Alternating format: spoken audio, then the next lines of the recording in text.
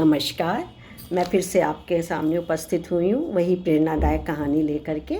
मैं doctor Manju Jain, retired associate professor from essential degree college.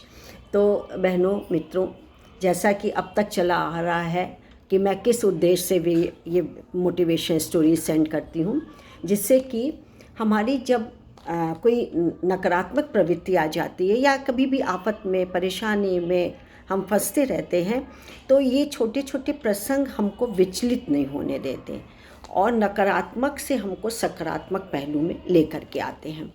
और तो देखिए, तो हमारे सबके जीवन में कोई ना कोई उतार चढ़ाव तो बना ही रहता है। नकारात्मक पल हमें विचलित ही करते हैं, खुशी नहीं देते, क्योंकि हर समय के उतार चढ़ाव में खुद को बैलेंस्ड हम नहीं रख पाते हैं। और किसी एक बड़े उसमें विचारक ने कहा है, फिलॉसफर थे, उन्होंने कहा हुआ है कि नकारात्मक पल हमेशा अपनी जगह पर बने नहीं रहते हैं, लेकिन ऐसे समय में सकारात्मक सोच रखने वाला जो व्यक्ति है वो हमेशा अपनी जगह पे बने रहते हैं। और इसलिए समय के मिजाज को वो बहुत जल्दी समझते हैं, उसको स्वीकार करते हैं। यानी कि सकारात्मक पहलू में आने पर उसमें जो समस्याएं थीं या जो भी उनके सामने तकलीफ़ें आई थीं, वो बहुत जल्दी ख़त्म होती है, उसमें ध्यान भी नहीं देते हैं। तो इसी कड़ी में मैंने एक कहानी आपके लिए सोच के रखी हुई है। जी हाँ, सकारात्मकता के ही ऊपर है ये।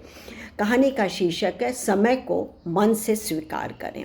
ठीक है, जैसा परिस्थिति हो, जैसे चाहे जैसे रखिए, चाहे विधि राखे राम, चाहे विधि रही हो, जैसे परिस्थिति चल रही है, यानी वर्तमान में हम करें, अतीत को लेकर के परेशान ना रहें, फ्यूचर के लिए भी बहुत ज़्यादा वरीड ना हो और ना ही नकारात्मक सोचें। तो क्या है कि एक किसी शहर में एक सेठ रहता था और उसकी बहुत बड़ी फैक्ट्री थी, जिसमें बहुत हजारों की तादाद में लोग काम करते थे। और उस सेठ का एक बहुत ही मुंह बोला मैनेजर था, कई साल से उन्हीं के साथ काम करता था मैनेजर, जो कि उसके यहाँ अपनी विश्वसनीयता से ही वो टिका हुआ था और सेठ जी को भी उस पर अटूट विश्वास करता था। और सेठ की गैर हाजिरी में जब वो कहीं चले जाते थे सेठ जी, तो सारा काम अपने कंधों पे बिल्कुल सेठ जी की तरीके से संभालता था। तो और उस मैनेजर की खासियत थी, वो कभी भी छुट्टी नहीं लेता था, गैर हाजिर नहीं होता था। अब तक कितने सालों में भी वो कभी गैर हाजिर नहीं हुआ और अपना काम बहुत ही चुस्त मुस्तैदी से करता था। फिर एक दिन क्या हुआ कि अचानक वो मैनेजर गैर हाजिर हो गया। तो भाई ठीक है, पता नहीं क्या बात है, क्यों गैर हाजिर हुआ। तो सेठ जी ने कहा कि मैंने ना बहुत दिनों से उसका वेतन नहीं बढ़ाया है, लगता है वो नाराज़ हो गया है। अब जिस दिन भी वो आएगा, मैं उसका वेतन 10% करीब बढ़ा दूंगा, सैलरी के हिसाब से, सैलरी का 10% मैं बढ़ा दूंगा। तो वो दूसरे दिन आया, नमस्कार दुआ हुई, उसके बाद उन्होंने उसको सैलरी दी, सैलरी में 10% की बढ़ोतरी करके दी। उसने ले लिया चुपचाप और चल दिया। इस तरह वो काम रोज़ करने लगा, करता रहा चुपचाप, लगन से, चुस्त मुस्तैदी से करने लगा। एक दिन वो फिर से भैया मैनेजर साहब गायब हो गए। मैनेजर और वो सेठ ने कहा कि इसकी ये बड़ी खराब आदत है, बताता नहीं है कि गैर हाजिर, क्या हो गया इसको, और मैंने तो 10% अभी तो बढ़ाया है, लगता है कि उसको मुंह को चस्का लग गया है कि 10% मैं अब्सेंट होऊंगा, गैर हाजिर होऊंगा तो 10% ये बढ़ाएंगे, लगता है ये चालाकी कर रहा है, आने दो, मैं ये 10% जो बढ़ाया था उसकी भी कटौती कर दूंगा। खैर वो दूसरे दिन आ गए मैनेजर, तो उन्होंने उसको सैलरी दी 2-4 दिन बाद। तो 10% जो बढ़ाया था उन्होंने, तो उसको काट करके वो सैलरी दी, ना बढ़ाया ना कुछ, बल्कि वो जो 1-2 महीने पहले या 1-8 साल पहले जो बढ़ाया था वो भी काट लिया। तो वो लेके चला गया। बड़ा मतलब जैसे मन महसूस के रह गए सेठ जी की, पता नहीं किस पत्थर का बना हुआ है, किस मिट्टी का बना हुआ है, ये कोई प्रतिक्रिया ही नहीं होती इसकी है। तो फिर थोड़ी देर बाद जब काम थोड़ा हल्का हुआ तो सेठ जी ने उस मैनेजर को बुलाया, बोले कि तुमको हंसी खुशी या जब भी मैं तुम्हारी सैलरी तुमको बढ़ाए थे, तुम्हें प्रतिक्रिया नहीं होती है, कुछ भी नहीं तुम रेस्पॉन्स करते हो, बड़ा अजीब सा लगता है ये। तो मैंने जब तुमको तुम्हारी सैलरी बढ़ाई थी तब भी तुम लेके चल दिए थे, और आज जब कटौती की है, मतलब थोड़े दिन पहले जब कटौती की है, तब भी तुम्हारा वही रेस्पॉन्स, कुछ भी नहीं, बिल्कुल नील बटा सन्नाटा।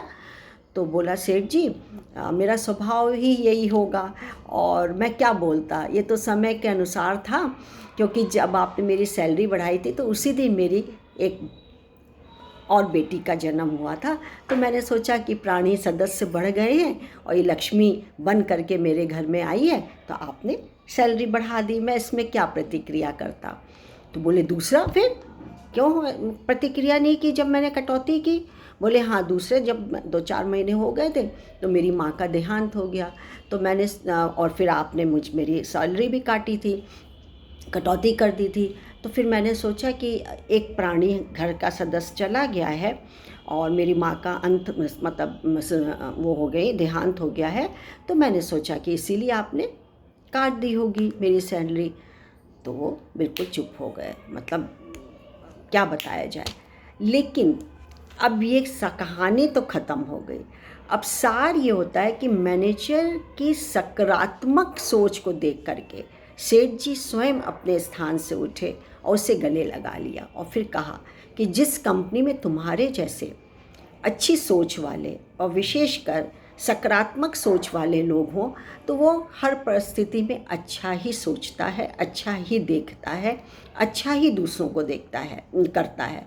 वह कंपनी कभी भी फिर पीछे नहीं रह सकती। ये कहते हुए सेठ जी ने क्या किया, और पहले से भी ज़्यादा बढ़ी हुई सैलरी का चेक थमाते हुए इसको आगे बढ़ा दिया, मैनेजर को दे दिया। तो एक फिलोसफर भी हैं, वो भी कहते हैं कि व्यक्ति को कभी भी किसी भी नकारात्मक परिस्थिति में अवसर की या अवसरों की तलाश करता है और इस कारण वह किसी भी परिस्थिति को संभालने की काबिलियत खुद में पैदा कर लेता है। क्या मतलब कि हर व्यक्ति क्या है, किसी न किसी उसमें नकारात्मक परिस्थिति में फंसता जरूर है, लेकिन स्वयं ही वो कुछ न कुछ करके वो सकारात्मक प्रवृत्ति को अपनाता है।